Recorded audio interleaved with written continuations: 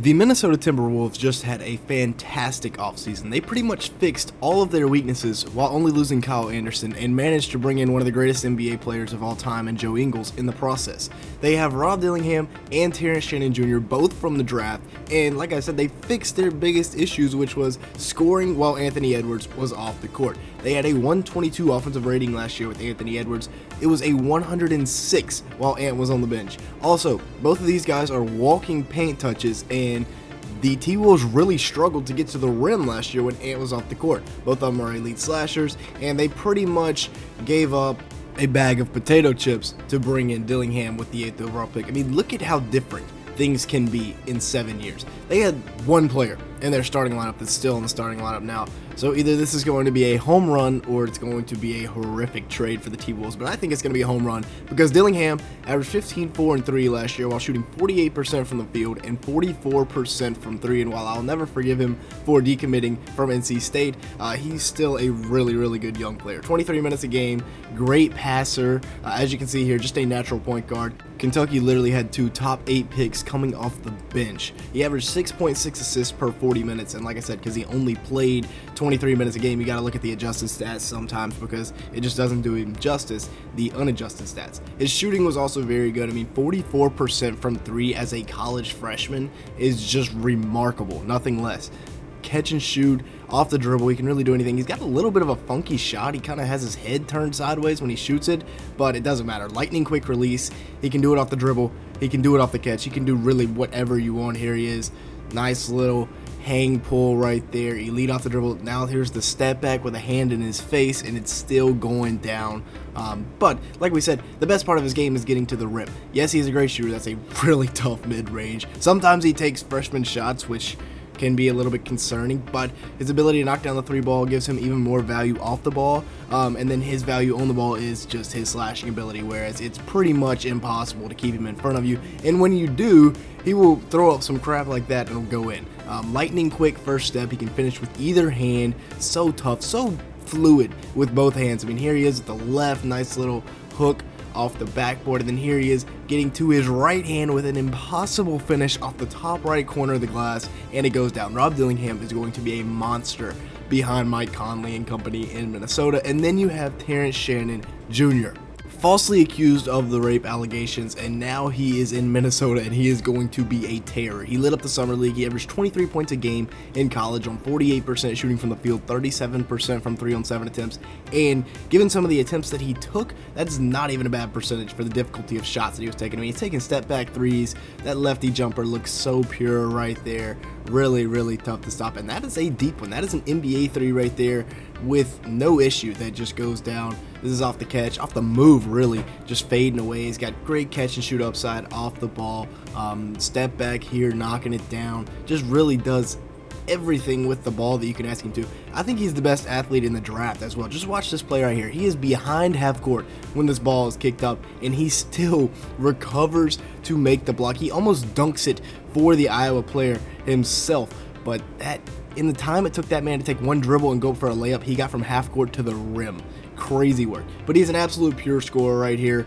Shot fake, getting to the rim with the left-handed finish. 58% from 2-point range. It's almost too easy for him to get downhill. He gives you one split second of a hesitation and he's dunking on you the next second. That is tough. I mean, it's every type of finish. He can finish over you, he can finish through you, he can finish around you.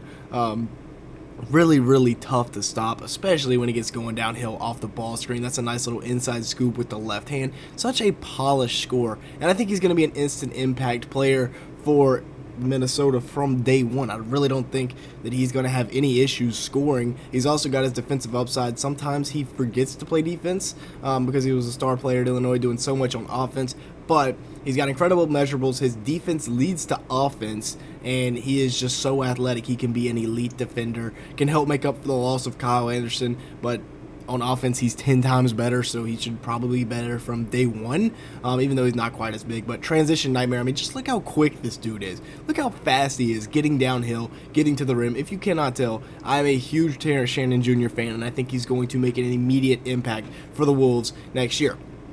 Now, taking a look at their new lineups, it should be pretty much the same from last year when it comes to the starting lineup. You still got the Twin Towers in there with Cat playing out on the perimeter more, and then, of course, everything running through Ant, Gobert down in the paint, McDaniels locking up, and Mike Conley playing point. But then off the bench, you bring in Dillingham, and you bring in Terrence Shannon, and then you also have Leonard Miller, your pick from last year, to go with Nickeil Alexander-Walker and Naz Reid. I really like this lineup, and I'll tell you more about it after you hit that subscribe button. Because as you can see here, a lot of people that watch these videos are not subscribed to the channel, so if that is you, go ahead and fix that right now. Also, we're looking for about 200 likes on today's video, so if you could help us out with that, it'd be greatly appreciated. And with that being said, let's go ahead and get back to the video, looking at the breakout star that is going to be Leonard Miller. Last year in the G League, he absolutely tore it up, going for about 20.3 points per game, 9.1 rebounds, and 3.6 assists per game in just 30 minutes as a rookie.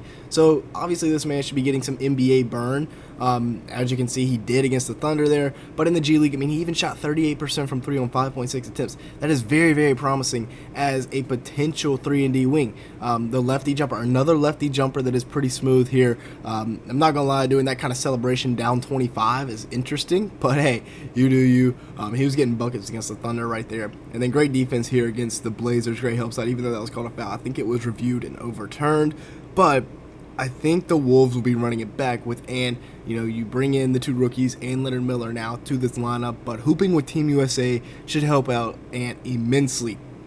He's been out there. He's like the freshman that's cool with all the upperclassmen. He goes out there. He gets buckets with Team USA. He's been hanging out with KD, been hanging out with Bron, Steph all summer, and now he's going to bring that back to Minnesota, where he averaged 26 points, 5.4 rebounds, and 5 assists last year while shooting 46% from the field and 36% from 3 on 6.7 attempts. A really, really complete player now. Yes, his outside shot could probably use some more work, and he does fall in love with it a little bit too much, but I think he is like Terrence Shannon Jr. could literally become Anthony Edwards one day, like the left-handed Ant. That is how good I think Terrence Shannon Jr. could be, and that is how good Anthony Edwards is going to be. I think he could be legit a top 10 player in the NBA this year. And then you have Karl-Anthony Towns, who should have a bounce-back year. I mean, he was an all-star last year. He averaged 22 points, 8 rebounds, 3 assists in 33 minutes, but his playoff run got a lot of criticism because he was really reliant on that outside shot that just was not going down.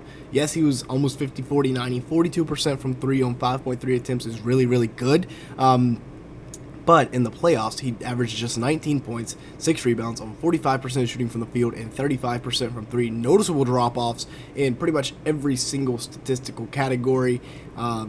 Yes, the defense was good for Minnesota, but they ended up losing to Dallas. And apart from one game, Cat really didn't show up that much. Of course, besides Cat, you also have Jaden McDaniels, Rudy, and Edwards. Terrence Shannon Jr. could become an elite defender. You have Nickeil Alexander-Walker off the bench. You also have the 6th man of the year off the bench with Naz Reid, who is an elite scorer, elite big off the bench. You have you have Jaden McDaniels, like we talked about, elite defender. Mike Conley's not even that bad of a defender at his spot. But I really, really like this lineup. I really, really like this core that the T-Wolves have built, running it back with the starters that just got to the Western Conference Finals, and then you bring in a revamped bench. You only lose Kyle Anderson, and you replace him with Leonard Miller, and then you also bring in Rob Dillingham for a bag of potato chips, and Terrence Shannon Jr. at 27. Incredible steal. Love this offseason for the Timberwolves. With that being said, that's going to be it for today's video. Thank you so much for watching. Make sure to like button and leave me a comment down below, as well as hitting that subscribe button. And with that being said, thanks so much for watching today's video.